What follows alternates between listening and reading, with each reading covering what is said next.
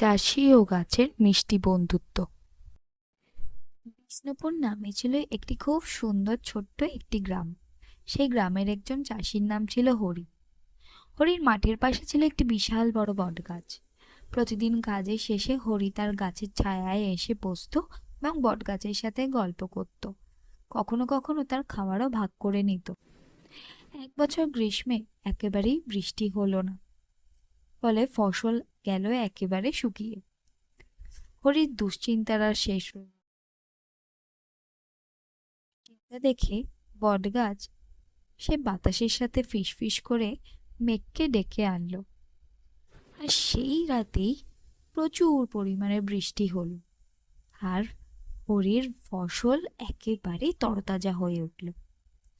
তা দেখে হরি তো খুব খুশি, এবং হরি তখনই সঙ্গে সঙ্গে তার বটগাছ বন্ধুকে জড়িয়ে ধরে বলল, তুমি তো আমার সত্যিকারের বন্ধু। এরপর থেকে তারা একসাথেই বড় হয়ে উঠল। গাছের দেয়া ছায়া আর হরির দেওয়া ভালোবাসা দেখে গ্রামবাসীরা বুঝে গেল যে প্রকৃতি আর মমতা একসাথে হলে তার বন্ধুত্ব থাকে চিরন্তন।